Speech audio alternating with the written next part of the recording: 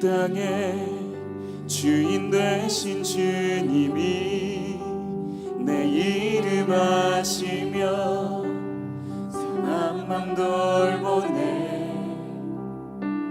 어둠을 밝히시는 새벽별 방황하는 내 맘 주의 길이 주시네.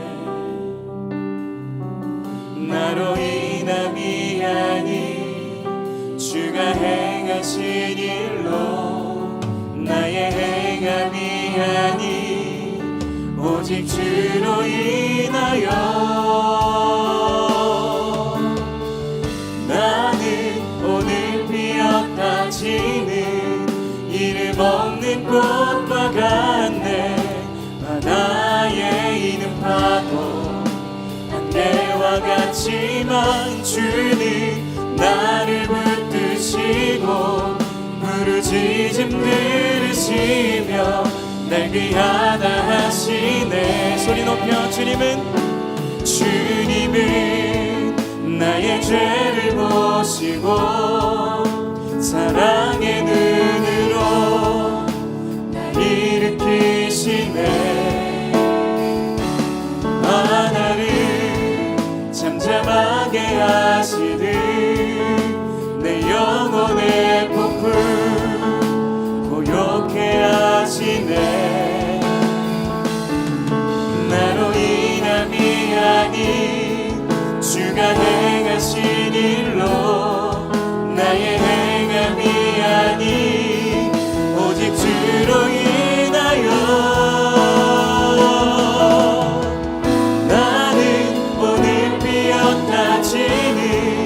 이름 없는 꽃과 같네. 바다에 있는 파도 안개와 같지만 주는 나를 붙드시고 부르짖음 들으시며 날 귀하다 하시네. 나는 오늘 피었다 지는 이름 없는 꽃과 같네. 바다에 있는 파도 안개와 같지만 주는 나를 붙드시고 부르짖음 들으시며 날 귀하다 하시네. 나 오직 주의 것 나 오직 주의 것 나 오직 주의 것 나 오직 주의 것 나 오직 주의 것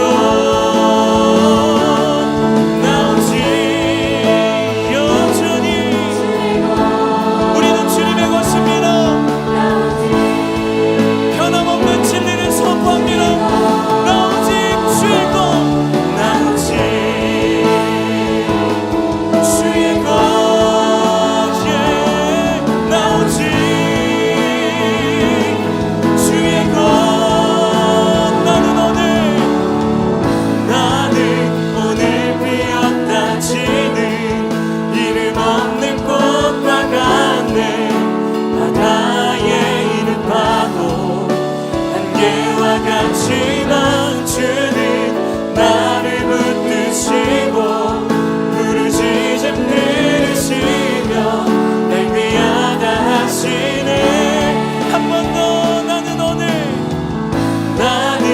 오늘 피었다 지는 이름 없는 꽃과 같네. 바다에 있는 파도 안개와 같지만 주는 나를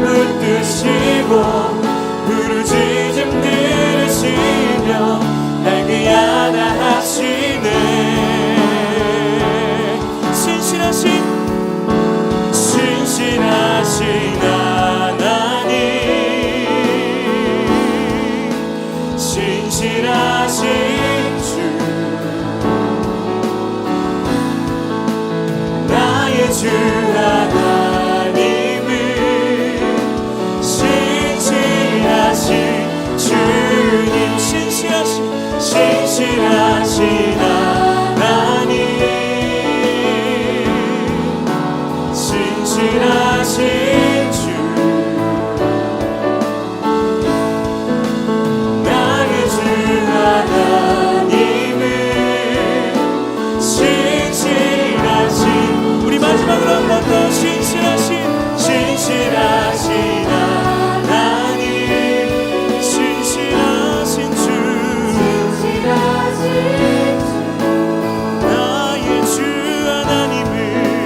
나의 주 하나님은 신실하신 주님 오늘도 우리 삶 가운데 신실하신 주님을 찬양합니다. 할렐루야. 하나님께서 언제나 신실하셔서 우리를 외롭게 혼자 두지 아니하시고 항상 예수의 영 성령으로 우리와 함께 하시는 줄 믿습니다. 오늘 그 성령님을 의지하며 한 번 더 고백하며 나아갑니다.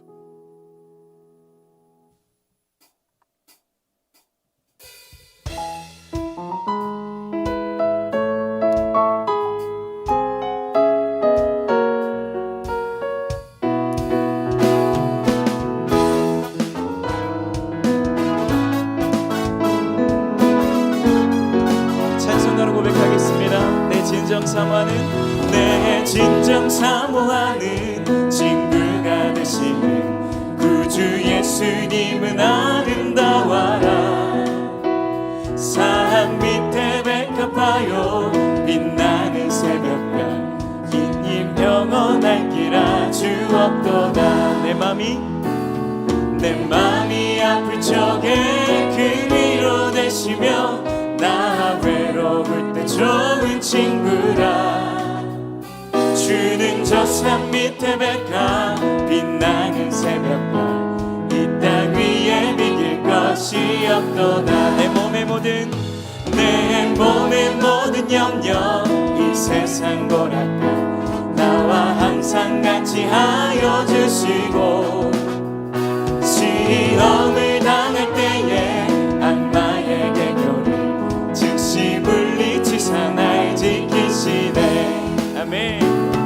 온 세상 날 버려도 주 예수 안 버려 끝까지 나를 돌아보시니 주는 저 산 밑에 백합 빛나는 새벽별 이 땅 위에 비길 것이 없도다. 2절로 한 번 더 고백할까요? 몸의 모든 염려 이 세상 고락가 나와 항상 같이 하여 주시고 시험을 당할 때에 악마의 개교를 즉시 물리치사 날 지키시네. 온 세상 날 버려도 주 예수 안 버려 끝까지 나를 돌아보시니. 아멘. 저 산 밑에 백합 빛나는 새벽별 이 땅 위에 비길 것이 없도다. 내 영혼 먹이시는 그네 누리고 나같이 주를 뵙기 원하네.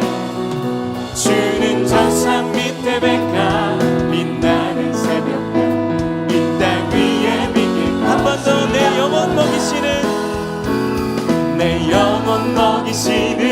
그네 누리고 나같이 주를 뵙기 원하네.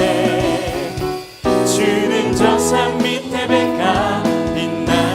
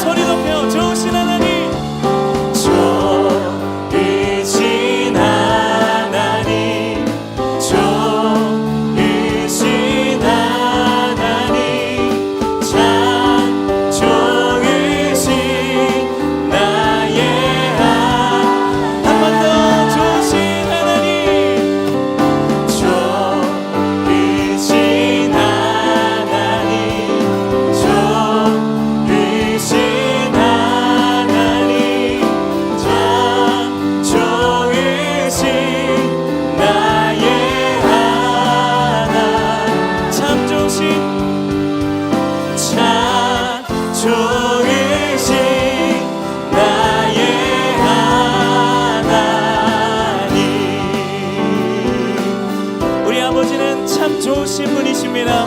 선하신 분이십니다. 의로우신 분이십니다. 할렐루야.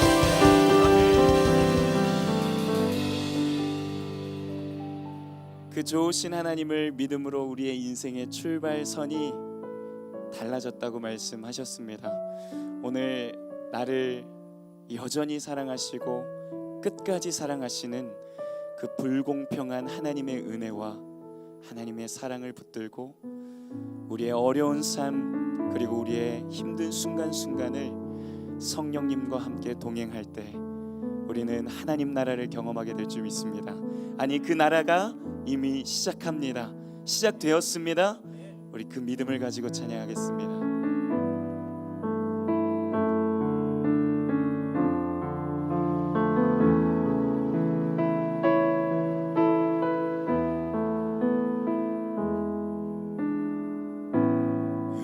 의지했던 모든 것 변해가고 억울한 마음은 커져가네. 부끄러움 없이 살고 싶은 마음 주님 아시네. 모든 일을 선으로 이겨내고 죄의 유혹을 따르지 않네. 나를 구원하신 영원한 그 사랑 그 신들에 날 붙드시네. 내 삶이 작게만 보여도 선하신 주 나를 이끄신 몸에 중심을 보시는 주님만 따르네. 날 끝까지 주만 의지해. 보이는 상황에 무너질지라도 예수는 여기 우리를 붙드십니다. 보이지 않아도 주님만 따르네. 내 평생 주님을 노래하리라. 한 번 더 고백하십시다. 의지했던 모든 것 의지했던 모든 것 가고 때로는 억울한 마음을 그러나 우리가 부끄럼 없이 살고 싶은 마음 그 마음을 주님 다 아십니다. 살고 싶은 마음 주님 아시네. 모든 일을 선으로 모든 일을 선으로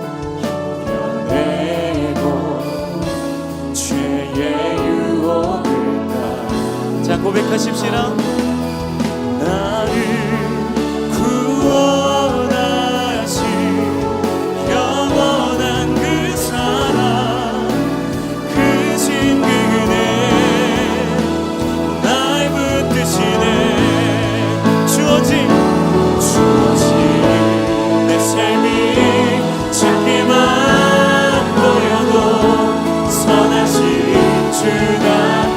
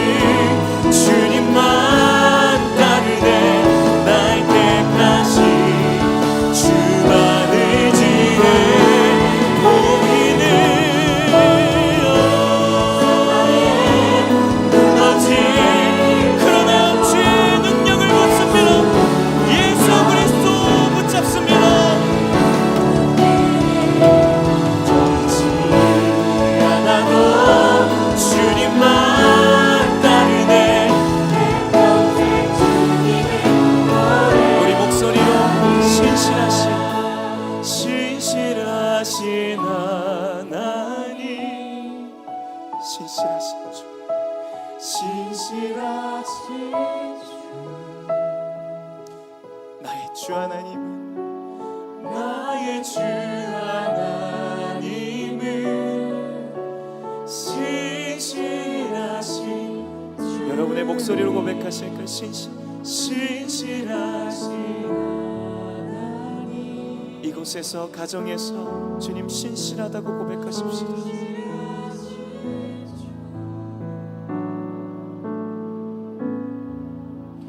나의 주 하나님은 신실하신 이 시간 우리 두 손을 높이 들고 하나님 앞에 간절히 기도하십시다. 하나님, 어떤 상황에서도 주님의 신실하심을 신뢰합니다. 어떠한 상황 가운데서도 우리를 끝까지 붙드시는 하나님의 성실하심을 찬양합니다. 의지하오니 오늘 말씀으로 다시 한 번 더 주를 바라보는 믿음 허락하여 주시옵소서. 우리 주 한번 부르시고 기도합니다. 주님, 주님, 하늘에 우리를 붙드시니 감사합니다. 오늘도 신실하신 하나님께서 역사해 주셔서 우리의 삶이 작게 보일지라도 주의 신실하심을 붙드는 우리의 삶 가운데 주님을 크게 보는 믿음, 주님을 위대하게 보는 믿음, 나의 삶과 환경과 문제보다 더 크신 주님 바라보는 믿음으로 나아가오니 말씀으로 우리를 붙들어 주시옵소서. 주님, 주님, 나의 주 하나님은 신실하신 주님.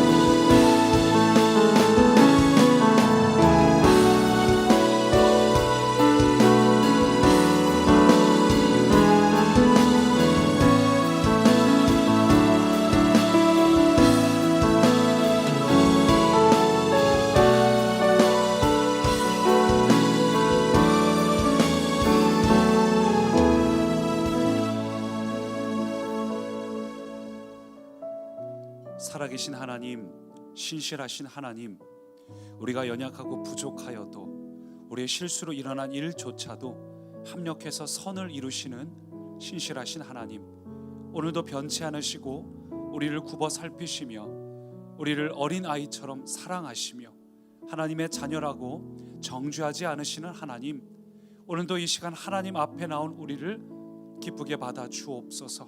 우리의 있는 모습 그대로 우리를 토막내어 하나님 앞에 제물로 올려드립니다. 주님께서 기뻐하시는 것은 우리의 상한 심령이라 하셨사오니 교만한 마음이 아니라 오늘도 우리의 연약한 있는 모습 그대로 나아갑니다. 하나님, 오늘도 우리는 하나님이 필요합니다. 신실하신 하나님의 사랑과 은혜를 우리에게 충만하게 덮어 주옵소서. 하나님 안에서 우리는 다시 시작할 수 있고 하나님 안에서 우리는 반드시 승리합니다. 오늘도 그 새롭게 하실 하나님을 기대합니다. 감사드리며 예수님 이름으로 기도합니다. 아멘. 오늘도 이 자리에 오신 여러분을 진심으로 환영합니다. 축복합니다. 또 우리 가정에서 예배하는 여러분도 진심으로 축복합니다. 오늘 우리가 함께 나누실 말씀은 창세기 13장 1절부터 9절까지의 말씀을 교독으로 읽겠습니다. 아브라함이 애굽에서 그와 그의 아내와 모든 소유와 롯과 함께 네겝으로 올라가니 아브라함에게 가축과 은과 금이 풍부하였더라. 그가 네겝에서부터 길을 떠나 베델에 이르며 베델과 아이 사이 곧 전에 장막 쳤던 곳에 이르니 그가 처음으로 제단을 쌓은 곳이라. 그가 거기서 여호와의 이름을 불렀더라. 아브라함의 일행 롯도 양과 소와 장막이 있으므로 그 땅이 그들이 동거하기에 넉넉하지 못하였으니 이는 그들의 소유가 많아서 동거할 수 없었음이니라. 그러므로 아브라함의 가축의 목자와 롯의 가축의 목자가 서로 다투고 또 가나안 사람과 브리스 사람도 그 땅에 거주하였는지라. 아브라함이 롯에게 이르되 우리는 한 친족이라 나나 너나 내 목자나 내 목자나 서로 다투게 하지 말자. 함께요. 내 앞에 온 땅이 있지 아니하냐. 나를 떠나가라. 내가 좌하면 나는 우하고 내가 우하면 나는 좌하리라. 아멘. 오늘 말씀의 제목은 상실의 시대입니다. 아마 눈썰미가 좋은 분들은 혹은 독서를 평상시에 많이 하신 분들은 이거 유명한 책 제목인데 라고 생각이 드실 거예요. 상실의 시대. 근데 정말로 우리가 살고 있는 이 시대는 정말 상실의 시대입니다. 요즘 계속해서 뉴스나 이런 것들을 보면은 굉장히 댓글이 평상시보다 많이 갈렸죠.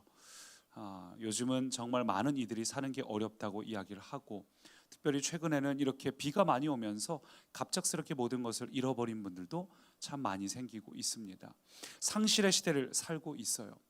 제가 지난주였나요? 지지난주였나 비 피해를 입은 성도님들을 언급하면서 한 성도님은 그 전기차가 침수당했다고 말씀을 드렸죠. 좀 더 자세하게 설명드리면 이 전기차는 정부에서 지원금을 받습니다. 근데 지원금을 받는 게 2년 동안 타고 나면은 이제 갚아야 될 의무가 없는데 2년 동안에는 무조건 본인이 사고를 냈든 남이 와서 사고를 냈든 혹은 물에 빠지든 무조건 2년 안에는 돈을 다시 내놓으라는 거예요. 이 전기차 지원금이 보통 1,000만 원에서 1,500만 원 가량 되죠. 그러니까 이거를 이제 차를 1년 8개월 탄 상태고 4개월만 더 타면 문제가 없는데 이거를 환수를 해야 되는 이런 상황이에요. 그러니까 갑자기 모든 것을 잃어버리는 상황. 이 전기차 이 보험사에서 돈을 해준다고 해도 얼마 안 되는 돈이죠. 새 차만큼은 안 되지 않습니까? 그러니까 얼마나 황당해요. 그러니까 인생을 살다 보면은 이렇게 갑작스럽게 어려움을 겪게 되고 상실을 겪게 될 때가 있어요. 누가 알았겠어요? 차가 그렇게 될 줄을. 심지어 그건 자기 잘못도 아니고 새벽 5시부터 방송이 나와서 차를 빼러 내려갔는데 그때는 발목밖에 안 찼는데 앞에 올라가던 스타렉스가, 그것도 새치기한 스타렉스가 그 차로 올라가다가 그만 이 차가 물 먹어서 시동이 꺼지면서 옆으로 옮겨지면서 꺾이면서 뒤에 차들이 다 나가질 못하고 차를 밀다 안 되고 어느새 허리까지 차고 그렇게 침수가 돼버린 겁니다. 그러니까 우리가 인생을 살다 보면 내가 노력을 안 한 것도 아니고 노력을 하고 최선을 다했는데도 우리가 갖고 있던 모든 것들을 하나님께서 빼앗아 가신다고 느껴질 때가 있어요. 우리가 갖고 있는 건강이 상실될 때가 있고, 때로는 재정이 마이너스가 될 때가 있고, 어떤 이들은 관계에 있어서 빼앗김을 경험할 때가 있습니다. 관계가 틀어지기도 하고, 그게 가족 간에 그럴 수도 있고 혹은 회사에서 그럴 수도 있고 우리 인간관계의 상실을 경험하기도 합니다. 그럴 때 우리는 정말 이해가 되지 않아요. 하나님 꼭 이렇게 하셔야만 했습니까? 우리가 인생 살면서 우리가 기대했던 것은 대단한 것도 아니고 평범한 기쁨, 평범한 인생, 평안한 인생을 하나님 앞에 간구했는데 하나님 꼭 이렇게 우리에게 아픔을 주셔야 했고 상실의 아픔, 상실의 고통을 우리로 하여금 꼭 겪게 하셔야겠습니까? 하나님을 향해서 원망과 불평이 나올 때가 있습니다. 오늘도 한 성도님 이야기를 들으면서 참 마음이 아프더라고요. 그 마음을 아프게 할 만한 일들을 하나님께서 왜 겪게 하셨을까? 안 겪을 수는 없었는가? 그런 고통이나 어려움들을 기왕이면 남들은 다 편안하게 넘어가는 걸 왜 꼭 우리 가정은 그것을 겪어야만 했을까? 하나님께서 꼭 그것을 우리에게 상실하도록 아픔을 겪도록 하셔야만 했을까? 이런 질문이 생긴다는 거죠. 우리가 그렇게 서운하고 마음이 힘들 때 반드시 기억해야 될 게 있습니다. 아주 큰 대전제인데 그것은 바로 하나님은 어떤 순간에도 선하시다. 여러분 믿으십니까? 하나님은 어떤 순간에도 선하십니다. 내가 어떤 고통과 괴로움과 낙심의 그 한복판에 있다 할지라도 지금 도무지 아무리 생각해봐도 1000번을 생각해봐도 하나님이 이해가 되지 않은 그 순간에도 항상 변하지 않은 대전제는 하나님은 언제나 선하시다는 사실입니다. 그래서 여러분에게 한 영화를 소개해드리고 싶어요.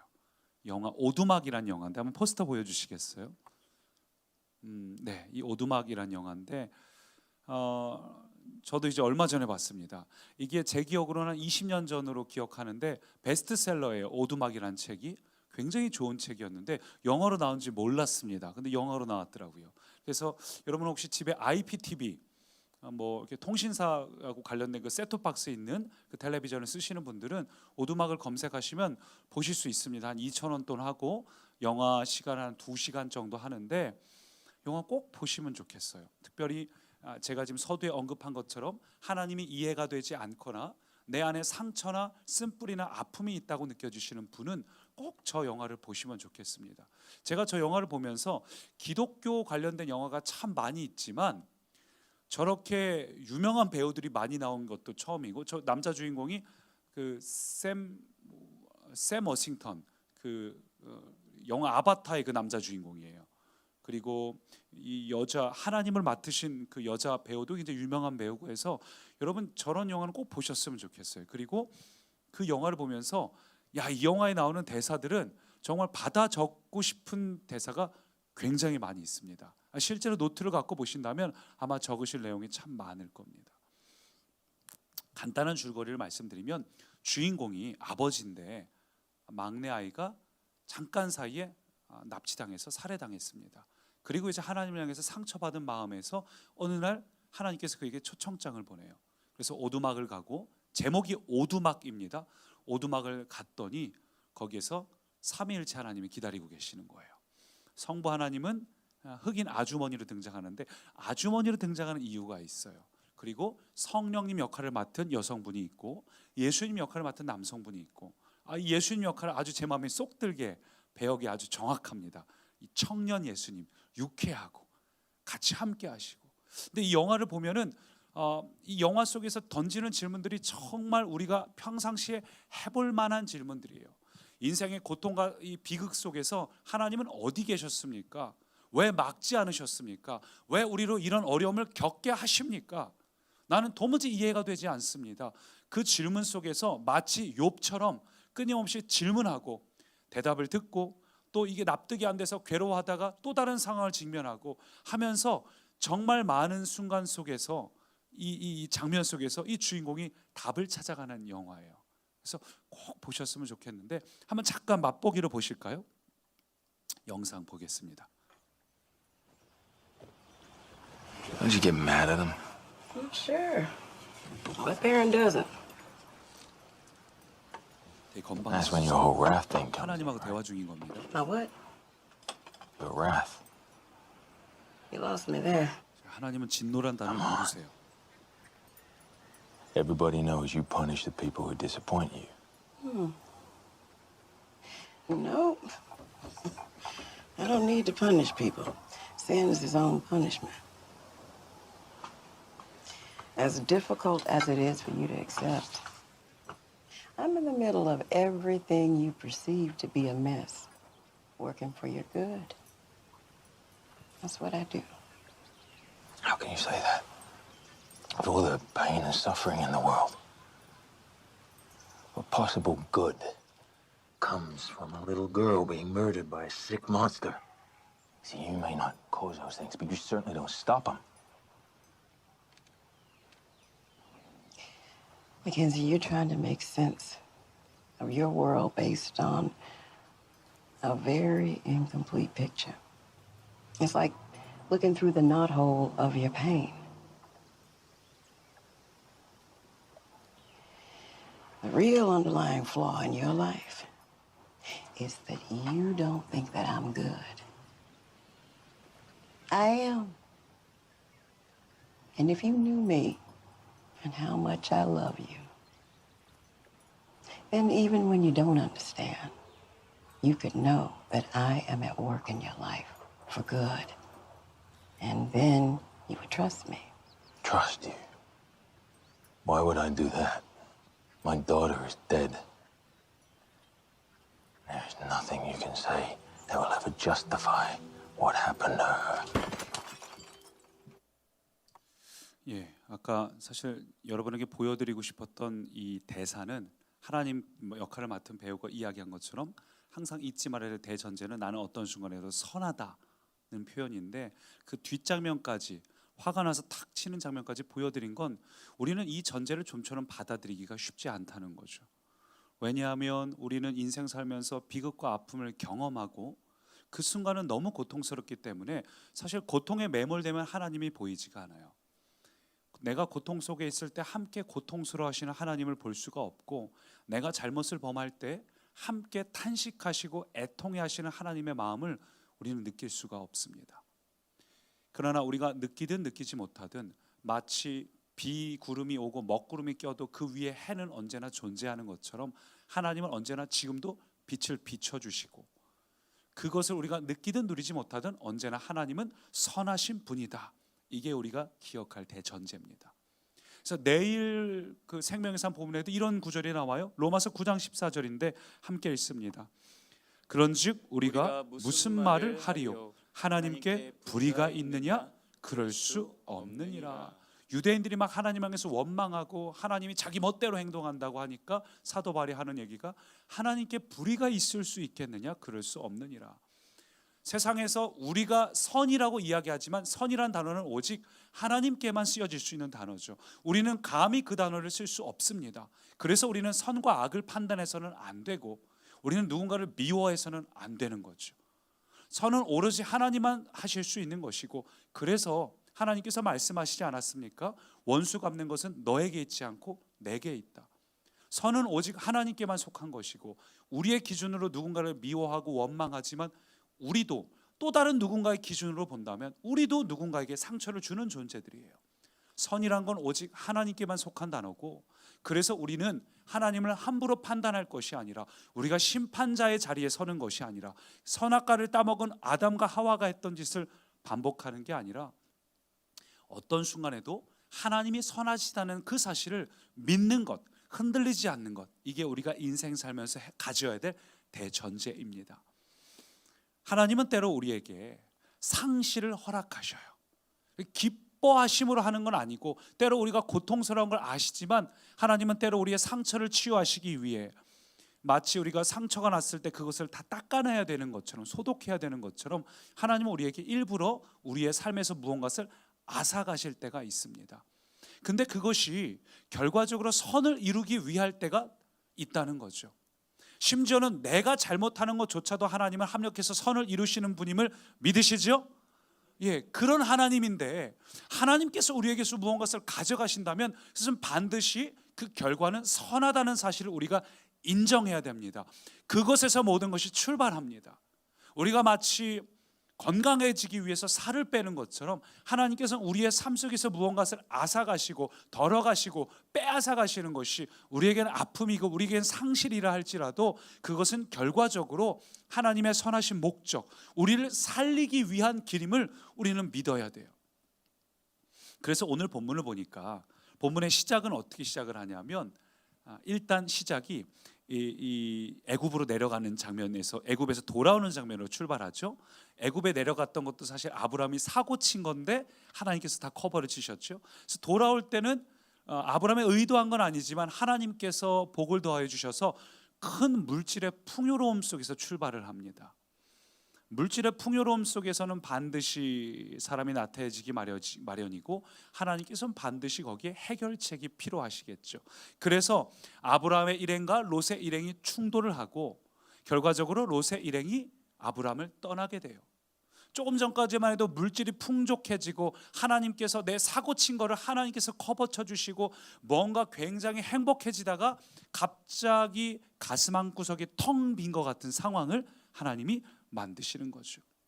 아마 아브라함 입장에선 굉장히 서운했을 겁니다. 가장 크게는 관계의 상실이 굉장히 아픔이 컸을 겁니다. 이 갈대 우르에서 출발해서 오다가 하란 땅에 멈췄고요. 하란 땅에서 아버지가 돌아가셨습니다. 그리고 거기서 좀 머물러 있다가 다시 또 쭉 내려온 건데, 이 과정 중에 조카 롯은 계속 함께 했어요. 사실 조카 롯을 데리고 온 것은 아브라함의 잘못입니다. 분명히 본토 친척 아비집을 떠나라고 했으니까 아버지도 조카 롯도 데리고 와서는 안 됐는데, 결과적으로 함께 출발하니까 우르에서 출발해서 하란에 한참 동안 머물러 있다가 내려오게 된 거죠. 어찌됐든 아브라함에게는 조카 롯이 의지할 대상이었어요. 유일한 혈육, 피가 통하는 혈육인 거죠. 아버지는 돌아가셨고 이제 아내하고 조카밖에 없는 상태에서 이 조카가 이 일행이 막 부딪히고 할 때 자기가 이렇게 이야기를 꺼내도 사실 정상적인 조카라면 아유 삼촌 무슨 말이냐, 그렇게 하면 안 된다, 우리 조금 떨어져 지낼지라도 우리가 항상 같이 있겠다, 이렇게 말해야 되는데 이 관계가 끊어지고 단절되는 아픔을 아브라함이 경험했어요. 또 하나 제가 보기에는 무슨 아픔이 있었을 거라 생각이 되냐면 배신감이 들었겠죠. 말은 그렇게 해도 어떻게 지가 먼저 날 떠날 수 있나, 심지어는 지가 땅을 홀랑 골라서 떠날 수 있나, 그거 굉장히 서운한 일 아닙니까? 저는 조금 이해가 되는 게 우리 전도사님들이 결혼해서 떠나기만 해도 제 마음이 굉장히 서운하거든요. 무슨 뭐 새롭게 이제 풀타임 자리를 찾아서 저희 교회에서는 자리가 없으니까 어쩔 수 없이 떠난다 해도 언제나 사람이 떠날 때는 마음 한 구석이 텅 빈 것 같아요. 근데 아브라함 같은 경우는 나랑 같이 지냈던 이 친족이고 정말 사랑했던 사이인데 자기 발로 홀랑 떠나겠다고 이야기를 하면서 땅을 선택을 해버리는 거 보면은 아마 아브라함 마음 가운데는 굉장히 배신감이 들었을 겁니다.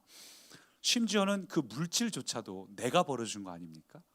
근데 그 물질도 놓고 가는 것도 아니고 자기가 번 이거를 싹 가져가는 거 보면서 아브라함 마음속에는 제 생각엔 단순히 떠남의 상실의 아픔을 뛰어넘어서 배신감, 그 인간에 대한 뭐랄까요, 옛날 표현대로 머리 검은 짐승은 거두지 말라, 이런 속담처럼 그런 아마 아픈 마음이 있었을 거예요. 우리가 인생을 살다 보면 이런 배신감이 들 때도 있고 서운함이 들 때도 있습니다. 그 배신감은 하나님을 향할 때도 있고 내 배우자를 향할 때도 있고 자식을 향할 때도 있어요. 아마 사춘기를 키우다 보면은 정말 자식들을 향해서 원망과 불평이 나올 때가 있겠지요. 우리가 인생 살다 보면 이렇게 아픔을 겪으면서 왜 하나님은 나에게 이런 아픔을 경험하게 하실까? 우리는 자연스럽게 이런 질문이 떠올라요. 근데 여러 가지 이유가 있습니다. 하나님께서 우리의 마음속에 상실감을 주시는 이유는 다양하지만 오늘 본문을 통해서 알 수 있는 것은 하나님께서는 우리로 하여금 하나님보다 더 의지하는 것들이 없기를 원하신다는 거죠. 하나님보다 더 의지하는 것이 있다면 그것은 우상이기 때문에, 하나님보다 내게 더 힘이 되는 것이 있다면 그게 우상이기 때문에, 설령 그것이 배우자라 할지라도 자식이라 할지라도 내가 믿고 있는 건강이든 재물이든 내가 무언가 하나님보다 더 의지하는 게 있다면 그것이 든든해서 하나님을 바라보기보다 그것만 있어도 든든함이 있다면 하나님은 그것을 상실케도 하시는 분입니다. 우리는 하나님을 의지한다고 말은 하지만 사실은 내 주머니에, 내 안주머니에 들어있는 30만 원, 50만 원이 하나님보다 훨씬 더 든든할 수 있어요. 그리 큰 돈이 아니어도 하나님보다 훨씬 더 든든하게 느껴질 수 있습니다.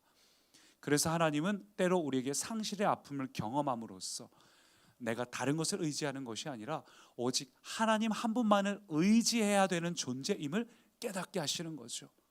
이스라엘 역사 속에 계속해서 반복되어 왔던 것입니다. 너는 생수의 근원된 나를 버리고 터질 웅덩이를 택했다. 그러나 그것은 생수를 담을 수 없는 웅덩이다. 하나님이 말씀하셨죠. 만약 우리가 하나님을 떠나서 다른 것을 의지하고 있을 때는 하나님은 우리로 하여금 하나님만 바라보도록 그 웅덩이를 터뜨리실 때가 있다는 거죠. 그래서 요즘 재밌는 프로그램을 하나 봤는데, 여러분 혹시 시네라 씨가 등장하는 프로그램 아시나요? 예, 한번 사진 보여주시겠어요?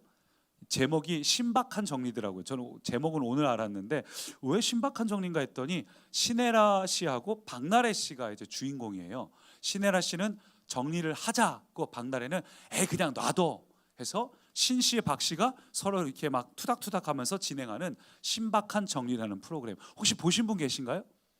너무 재밌더라고요. 저는 시네라 씨가 그렇게 진행을 잘하고 말씀 잘하시는 분인 줄 몰랐어요. 정말 잘하더라고요. 그래서 이 등장인물들은 정리할 줄 모르는 사람들이에요.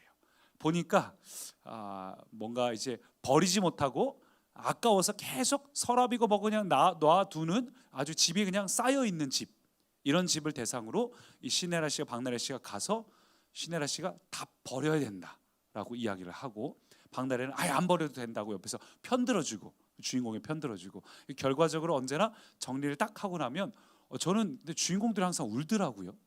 깜짝 놀랐어요. 이 변화된 걸 보면서 비로소 기뻐하는. 여러분, 정리하고 상실이 꼭 나쁜 건 아니에요. 당장은 상실할 때 너무 안타깝고 속상하고 왜 나에게 이런 아픔을 주시나 싶지만 시간이 지난 다음엔 우리에게 더 큰 기쁨을 주시는 분이 하나님입니다. 하나님의 정리는 손해보는 정리가 아닙니다. 사람들의 인생에도 저는 정리가 필요하다고 생각을 해봅니다. 여러분, 우리의 문제가 뭔지 아세요? 오늘날 우리의 문제는 뭘 해야 될지 모르겠다? 그거 아니에요. 하나님께서 기뻐하시는 거 해야 되는데 뭘 어떻게 해야 될지 모르겠다. 뭘 하면 좋아할까? 하나님 뭘 하면 좋아하실까? 내 삶 가운데 평범한 일상 중에 뭘 하면 좋아하실까? 뭘 해야 될지 모르겠다. 그게 문제가 아닙니다. 진짜 문제는 뭘 버려야 할지 모르겠다예요. 뭘 버려야 될지 모르겠다. 그걸 버리기 시작하면 뭘 해야 될지가 보입니다. 근데 버릴 줄 몰라요. 우리는 세상 사람들하고 똑같이 세상 사람들처럼 이것도 하고 싶고 저것도 하고 싶고 이것도 누리고 싶고 저것도 즐기고 싶고, 그러니까 세상 사람들하고 다를 바가 없어요. 그러니까 세상 사람들하고 똑같이 바쁘게 살아가요. 세상 사람들하고 똑같이 즐기고 누리고 싶고, 그 와중에 하나님이 개입하실 틈이 없습니다. 그래서 과수원에서 반드시 필요한 게 뭐죠? 가지치기입니다. 가지치기는 열매를 원한다면 반드시 필요한 거예요. 보기에는 다 이뻐 보이고 다 아름다워 보입니다. 그러나 그냥 놔두면 이도 저도 아닌 그냥 아무도 못 쓰는, 예수님께서 저주하신 나무와 같이 됩니다. 그래서 나무를 가지치기를 해야지만 비로소 하나님께서 원하시는 열매가 우리 가운데 맺히는 거죠. 여러분, 우리의 목적은 단순히 관상용 나무가 아닌 거 아시죠? 하나님 우리에게 열매 맺기를 원하십니다. 하나님께서 우리에게 시간과 재능과 여러 가지 주셨는데 우리가 그것을 악하고 게으른 종처럼 놔두면서 있으면 하나님 우리를 책망하셔요. 왜냐하면 하나님께서 우리에게 기대하시는 건 열매이기 때문이죠. 또 다른 달란트를 하나님 앞에 갖다 드리기를 원하시기 때문이죠. 우리가 주일날 하는 말씀처럼 자녀이면 또한 상속자요. 하나님 우리가 자녀의 삶을 누릴 뿐만 아니라 하나님의 뜻을 이 땅 가운데 이뤄내는 상속자가 되길 원하십니다. 그래서 하나님은 우리의 삶 가운데 가지치기를 하실 때가 있어요. 우리가 보기엔 너무 속상하고 너무 아픈 일이지만 때로 하나님은 그것을 잘라버림으로써 하나님께서 보시기에 집중적으로 열매 맺어야 될 부분에 집중하게 하십니다. 그래서 인생에도 가지치기가 필요합니다. 가치치기라고 하면 더 좋겠네요. 우리 안에 있는 불필요한 것들을 잘라내는 훈련이 우리 가운데 필요해요. 사랑하는 꿈의 가족 여러분, 하나님께서 여러분 삶 가운데 무언가를 잘라내기를 원하신다면, 그런 마음을 주신다면, 또 실제로 그렇게 행하고 계시다면 여러분 피하지 마시고 하나님께 여러분을 내어드리시길 바랍니다. 여러분 마음 가운데 무언가 잘라내기를 원하시는 것들이 있을 거예요. 과감하게 내어드리십시오. 자꾸 내가 움켜쥐고 내 힘으로 하려고 하지 마세요. 내가 움켜쥐고 내가 커버하고 내가 막고 끝이 없습니다. 하나님께 내어드려서 하나님 죽이든지 살리듯이 하나님께서 마음대로 하십시오. 완전히 내 정권을 하나님께 내어드려야지, 자꾸 내가 움켜쥔 채로 있으면 이도저도 아닙니다. 하나님께 내어드리십시오. 시내라를 믿고 맡긴 사람들은 언제나 웃게 되더라고요. 기쁨의 눈물을 흘리더라고요. 하물며 하나님께 우리의 삶을 내어드리면 왜 기쁘지 않겠습니까? 우리의 전제는 하나님은 언제나 선하시다는 겁니다. 그러면 하나님께 우리의 삶을 내어드려야 돼요. 왜 하나님께서 롯을 아브라함에게서부터 떨어뜨려 놓으셨을까요? 그것은 롯이 갖고 있던 가치관 때문입니다. 여러분도 아시겠지만 소돔과 고모라는 악한 땅입니다. 그러나 하나님이 형벌하시기 전이라 보기에는 좋은 땅이었어요.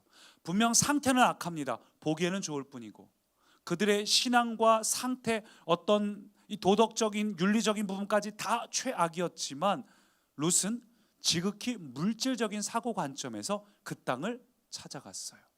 그래서 하나님이 롯을 떨어뜨려 놓으신 겁니다. 아브라함을 살리기 위해서 롯이라는 종양을 제거하신 겁니다. 여러분, 하나님께서 우리 삶 가운데 일부러 이렇게 떼놓으실 때가 있어요.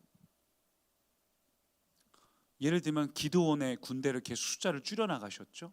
처음에 굉장히 많은 숫자가 있었는데 하나님께서 제일 먼저 하신 게 뭡니까? 이거 하고 싶지 않은 사람 가.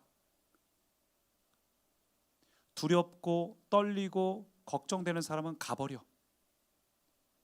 지금 이 상대 군대는 바다에 모래알 같이 모여 있다고 말하는데 한 명이 더 아쉬울 판국에 100명이 더 아쉬울 판국에 그렇게 많은 사람들을 돌려보내시는 하나님의 의도가 무엇일까요?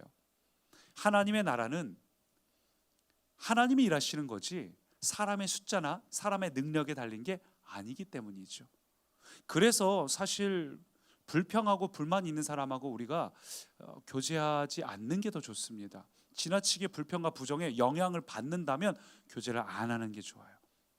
근데 내가 그 사람을 바꿀 수 있다면, 내 안에 그런 확신과 변화가 생겼다면 그러면 그 사람을 여러분이 가서 바꾸셔야 돼요.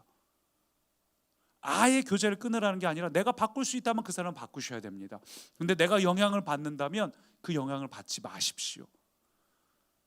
하나님께서는 우리 삶 가운데 부정적이고 두려움을 주고 안 좋은 영향을 끼칠 만한 경우는 하나님이 우리에게 잘라내실 때가 있어요.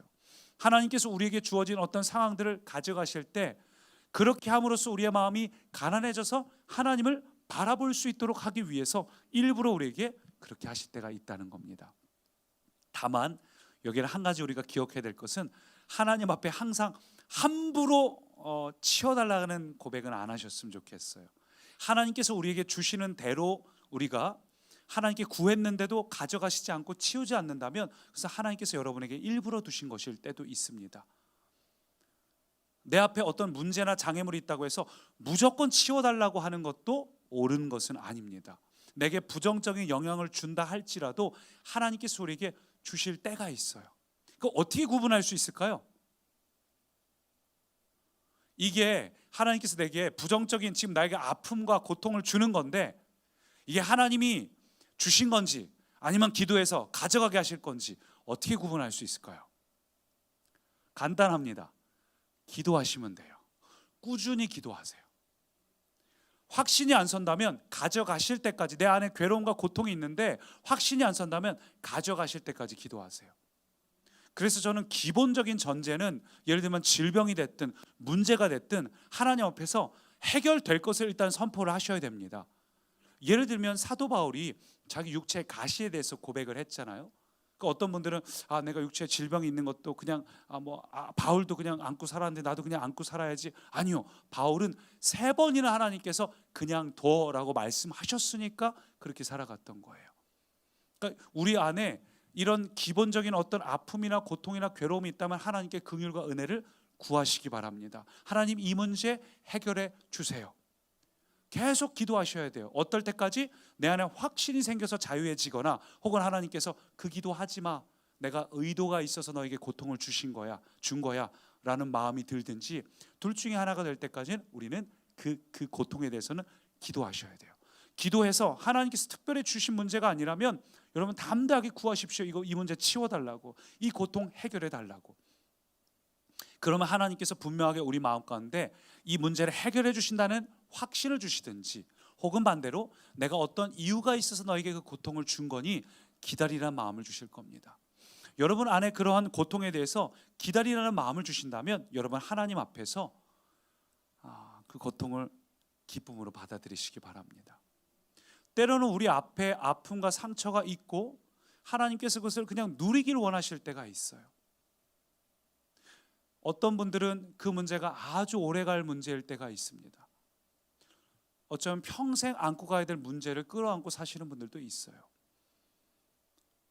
제가 이 문제에 대해서 여러분에게 단언하면서 웃으면서 얘기할 수는 없습니다.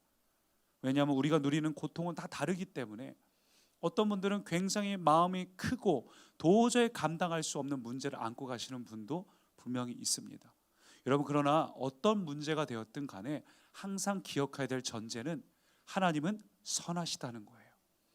하나님은 선하시고 기도를 했음에도 우리 가운데 그 아픔을 여전히 걷어가지 않으시다면, 여전히 우리에게 상실의 아픔을 경험하고 있다면, 우리 안에 늘 결여된 것이 있다면 그것은 하나님께서 그것을 통해서 비로소 우리에게 부어주실 것이 있기 때문입니다. 하나님께서 무언가를 우리에게 주시기 전에는 언제나 우리에게 먼저 하시는 일은 우리의 그릇을 비우는 일이에요.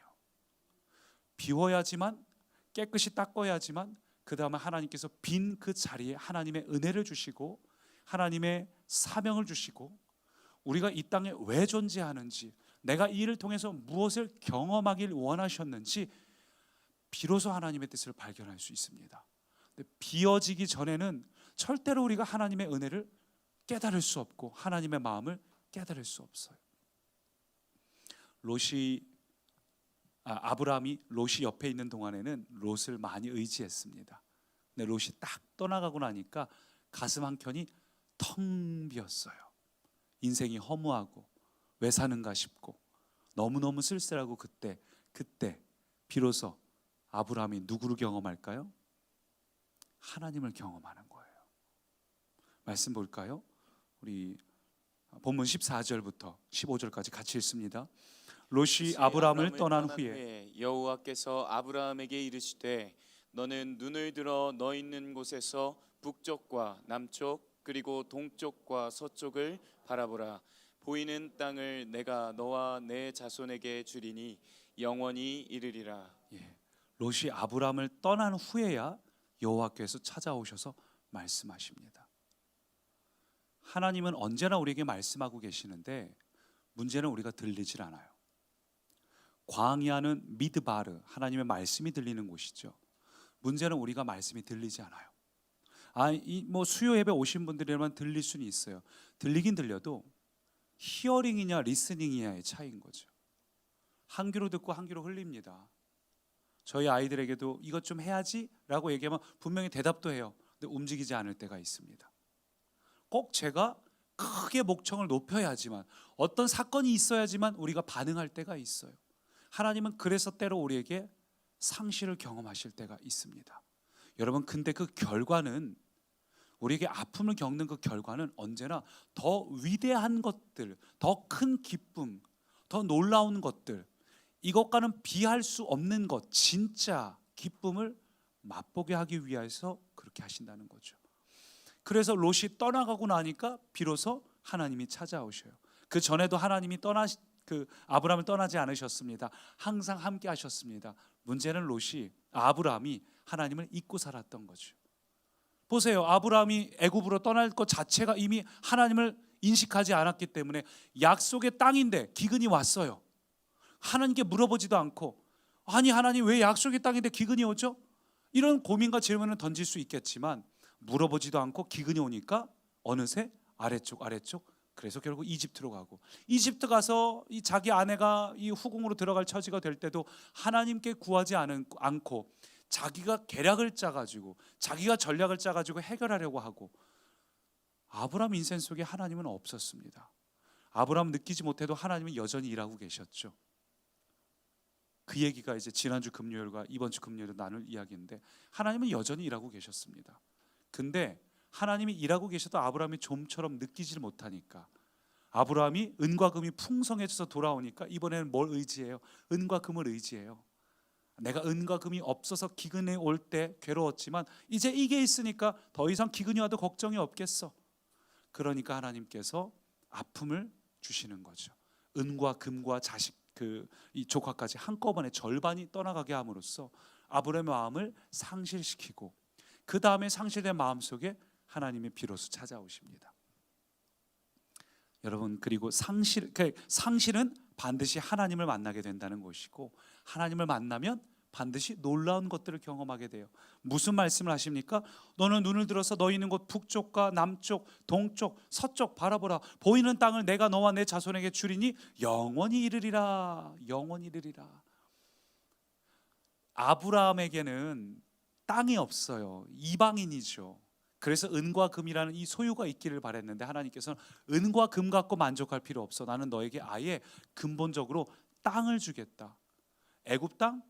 어느 땅 선택할까 필요 없어. 그냥 다 너의 땅이야. 하나님께서는 더 근원적인 복을 아브라함에게 말씀하셔요. 여러분, 이 근원적인 복은 상실을 통해서 하나님이 어떤 분인지를 경험해야지만 누리는 겁니다. 영화 오두막의 결론이 어떻게 나냐면, 어떻게 날까요? 새드 엔딩일까요? 해피 엔딩일까요? 해피엔딩이에요. 여러분, 우리 인생을 살면서 인생에서 비극을 경험하지 않는 사람은 없습니다. 그러나 그 비극 속에서 하나님의 찾아오심을 경험한 사람들은 언제나 해피엔딩이에요. 오늘 야곱, 이 아브라함에게 하나님이 찾아오시니까 분명히 상실이었지만 그 안에서 더 큰 기쁨을 경험합니다. 제가 서두에서 전기차 이야기를 했죠. 그리고 나서 이야기를 듣고 목자, 부목자분들에게 자세한 내용을, 이름과 기도 제목, 상황들을 기도를 부탁을 드렸어요. 저도 기도를 했습니다.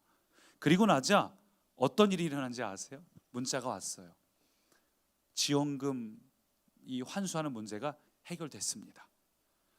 자연재해로 인해서 침수된 이 케이스, 2년 안의 케이스가 본인이 첫 케이스래요. 그래서 선례가 없어가지고 이 문의하는 곳마다 전부 전화기를 해서 돌리기만 하고 일단 2년 안 됐으니까 돌려주셔야 됩니다. 계속 그것만 대답을 들었는데 할 수 있는 게 없으니까 하나님께 기도하는 거죠. 그랬더니 저쪽에서 그냥 자연재해니까 2년이 안 됐다고 해도 그 문제 그냥 환수 안 해도 좋습니다. 그리고 보험사에서 나머지 금액을 이제 그 돌려주는 부분들도 잘 지금 진행이 되고 있는 중인데, 거기까지도 기쁜 소식이지만 그 다음이 제 마음을 굉장히 감동케 했어요. 제가 한번 읽어볼게요. 문자 온 것을. 모든 과정 가운데서 하나님께서 일하시는 것을 경험하는 귀한 시간입니다. 정말 감사하고 놀라워서 매일매일 감사의 고백을 하네요. 할렐루야, 목사님 감사합니다. 뭐 이렇게 쭉쭉 적혀 있었어요. 여러분, 어쨌거나 차를 못 타게 됐어요. 예배를 오는데 지하철을 타고 와야 됩니다.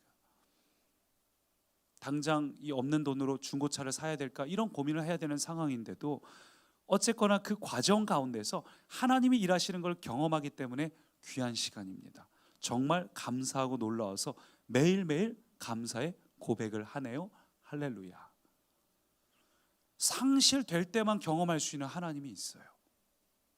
내게 있는 것이 사라져야지만 비로소 들리는 하나님의 음성이 있어요. 사랑하는 꿈의 가족 여러분, 하나님께서 오늘 여러분에게 어떤 문제를 주셨는지 저는 잘 모르겠습니다만 하나님께서 그 문제를 여러분에게 허용하셨다면, 허락은 아니에요. 하나님도 같이 아파하시는 거죠. 근데 여러분에게 그걸 허용하셨다면, 허용된 그 문제를 하나님의 손에 올려드릴 때 하나님이 그것을 선용하실 것을 믿으시길 바랍니다. 하나님을 신뢰하시기 바랍니다. 우리가 할 일은 우리에게 주어진 고통을 바라보는 것이 아니라 고통을 주신 분이 누군지, 그것을 허용하신 분이 누군지 눈을 들어 하나님을 바라보시기 바랍니다. 하나님을 바라본다면 우리 안에 일어나는 이 일, 우리 안에 아픔이 일어나는 그것, 정리되는 그것, 가지치기 하는 그것, 그 결론은 언제나 베스트가 됩니다. 결론은 언제나 우리가 하나님의 음성을 듣게 되고 하나님의 일하심을 경험하게 되고 우리의 입술로도 할렐루야 고백할 수 있어요. 상실은 분명히 경험합니다. 그러나 그 다음에 하나님이 찾아오시면 내가 의지했던 것 그 이상으로 하나님이 위대한 꿈을 꾸게 하셔요. 그래서 우리가 위대한 꿈을 꾸는 것도 같이 나눠야겠죠. 약속을 어떻게 구체적으로 누릴 수 있는가? 본문 14절 보니까 이렇게 말합니다. 롯이 아브람을 떠난 후에 여호와께서 아브람에게 이르시되 너는 눈을 들어서 동서남북을 바라보라는 겁니다.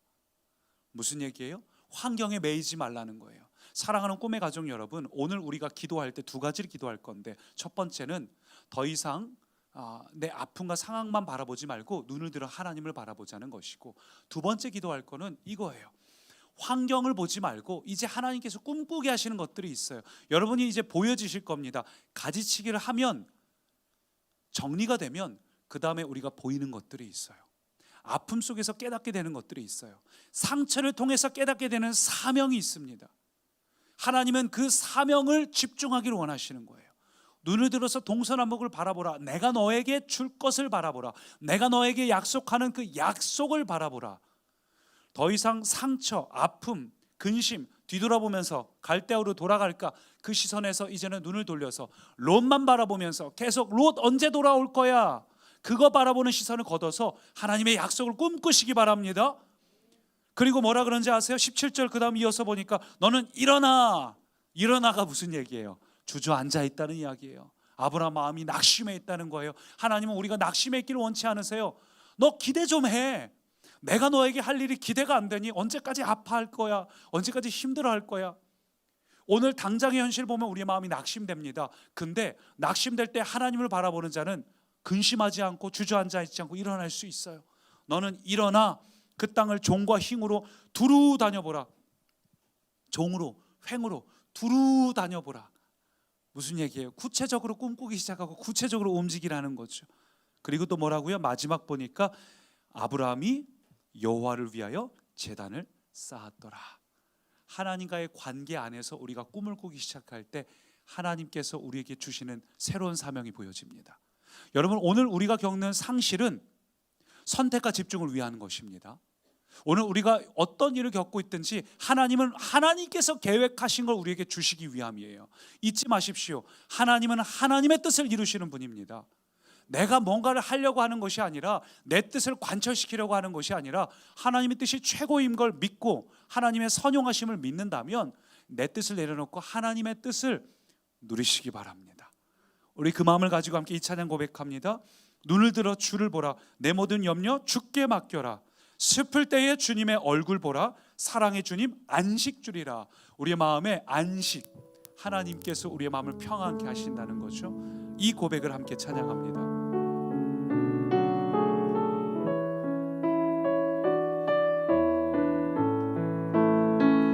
괴로울 때 주님의 얼굴 보라.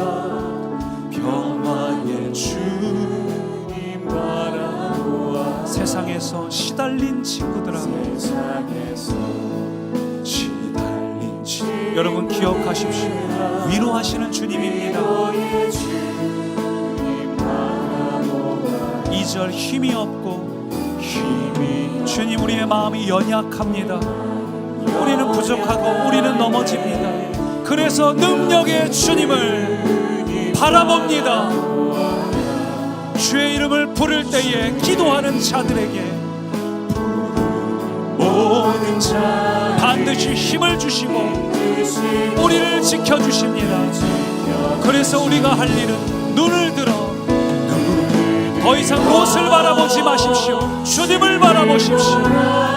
내 모든 염려, 나의 근심, 걱정, 나의 불안 주님께 내어 맡깁니다. 슬플 때에 주님의 얼굴 보라.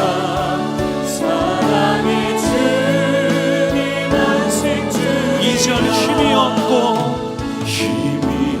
주님 우리의 마음이 연약합니다. 우리의 마음이 지칠 때가 있습니다. 그래서 능력의 주님을 바라봅니다. 주님을 향한 시선 놓치지 않게 없소서. 주님, 기도하며 부르는 모든 자에게 오늘도 힘 주시고 우리를 지키시고 붙드심을 우리가 확신합니다. 눈을 들어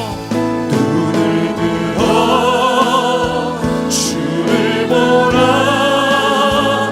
내 모든 염려와 근심 맡겨라.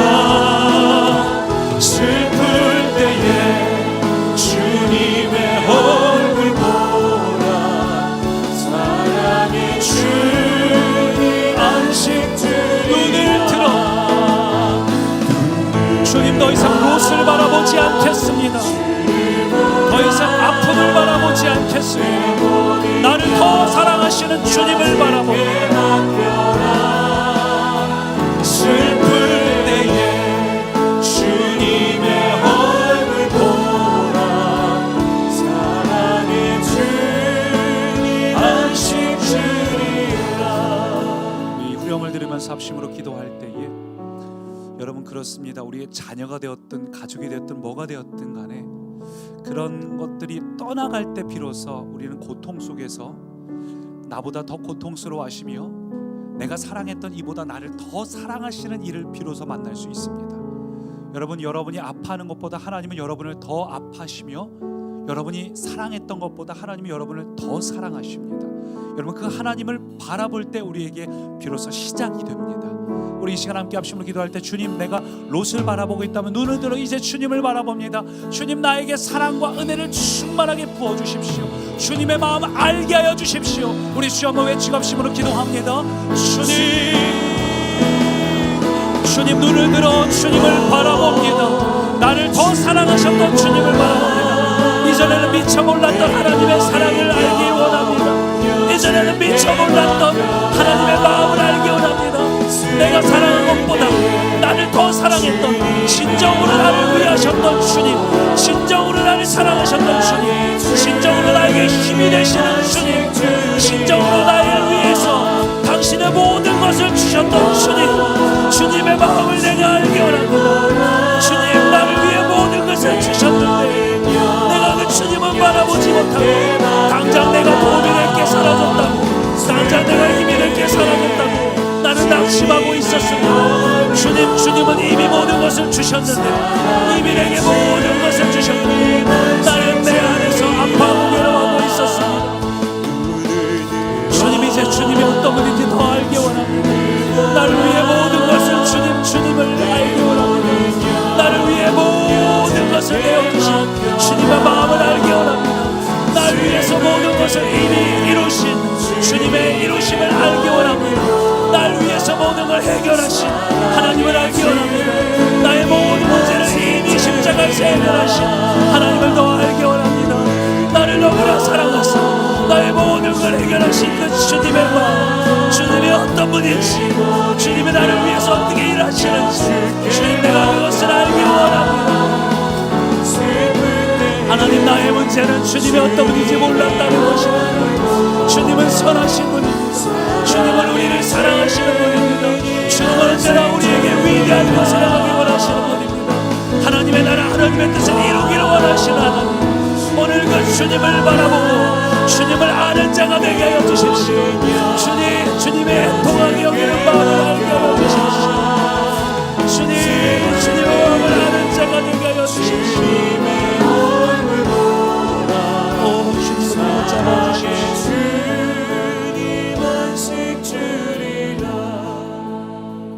우리가 알티했던 것처럼 주님은 우리가 무엇을 기도해야 될지 모를 때 말할 수 없는 탄식으로 우리를 위해 간구하시는 분입니다. 왜냐하면 우리의 기도는 하나님의 마음과 관계없이 여전히 이스라엘의 회복이 언제냐, 나의 문제 회복이 언제냐, 하나님께 사실은 하나님의 마음 이미 다 이기셨고 이미 다 해결하셨고 이토록 나를 사랑하시는데 여전히 나는 하나님을 외면한 채 나에게 다른 힘이 될 만한 것, 다른 거 구하고 있습니다. 그래서 성령님은 말할 수 없는 탄식으로 애통하시면서 기도하고 계십니다. 진짜 하나님을 사랑하는 사람의 특징은 하나님의 이 애통한 마음을 아는 것입니다. 우리 다시 한번 기도할 때 하나님, 그 하나님의 애통이 여기는 그 주님의 마음을 우리가 알게 해주십시오. 우리 그렇게 다시 한번 합심으로 기도합니다. 오, 살아계신 주님, 이 시간 이미 우리를 위해 모든 것을 이루신 그 주님의 마음, 우리를 너무나 사랑하시고 우리를 애통히 여기시는 그 마음을 우리가 알기를 원합니다. 내가 이미 너를 위해 모든 것을 주었는데, 내가 이미 너를 사랑하였어. 모든 것을 이루었는데 왜 너는 나를 믿지 못하느냐, 왜 너는 나를 인정하지 않느냐. 애통히 여기시는 하나님의 마음을 알기 원합니다. 하나님은 모든 고난을 선용하시는 분인데 두려워하고 근심하는 우리의 어리석은 모습을 보시며 하나님은 애통히 여기시고 말할 수 없는 탄식으로 우리를 위하여 우리가 다시 한번 깨달을 수 있고 우리가 하나님이 어떤 분인지 알 수 있는 주님, 오늘도 역사하시고 계시고 주님 그 마음을 알기 원합니다. 주님, 우리가 그 주님의 마음을 알기 원합니다. 그 마음을 내가 알기 원합니다. 애통 여기는 그 마음, 답답하시는 그 하나님의 마음, 모든 것을 다 주었는데 내가 아직도 믿지 못하는 나의 그 마음, 하나님 나에게 믿음을 넣어 주옵소서. 하나님의 마음을 알고 하나님의 뜻을 이루는 삶이 되게 하여 주옵소서. 성령님, 오늘 우리를 붙잡아 주옵소서. 성령님, 오늘도 우리와 함께하여 주옵소서. 오, 주님 역사하소서. 살아계신 주님, 내가 너를 위하여 이미 모든 것을 주셨다고 말씀하셨습니다. 다 주었는데, 다 이루었는데 우리는 여전히 주님을 원망하면서 다른 것으로 해결하려고 하는 우리의 어리석음이 모든 문제입니다. 주님은 오늘 그것을 깨뜨리시고, 그래서 내가 너와 함께 있고 내가 너에게 준비한 이걸 좀 보라고, 우리가 안 들으니까 우리를 듣게 하시려고 우리에게 상실을 경험하셨습니다. 하나님, 상실은 분명히 아프고 힘든 것이지만 그러나 이것을 통하여 아파하는 것으로 끝나는 것이 아니라 하나님의 마음을 아는 자가 되게 하여 주옵소서. 하나님의 마음을 알게 되면 한나처럼 자식을 달라는 기도에서 자식을 바치겠다는 기도로 바뀌게 될 것입니다. 주님, 오늘 우리에게 그 비전을 주십시오. 주님, 나를 써주십시오. 주님, 이제 우리에게 아브라함처럼 말씀해 주십시오. 눈을 들어서 너의 사방을 살펴보라.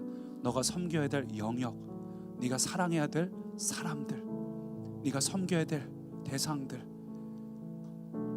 때론 네가 용서하고 품어줘야 될 상황들, 믿음으로 반응해야 될 일들, 하나님, 우리가 사방으로 눈을 들어 우리가 그것을 해야 될 것들 발견하게 하여 주시고 일어나서 종과 횡으로 걸어다니며 제단을 쌓으며 하나님의 뜻을 이루어내는 자가 되게 하옵소서. 예수님 이름으로 기도합니다.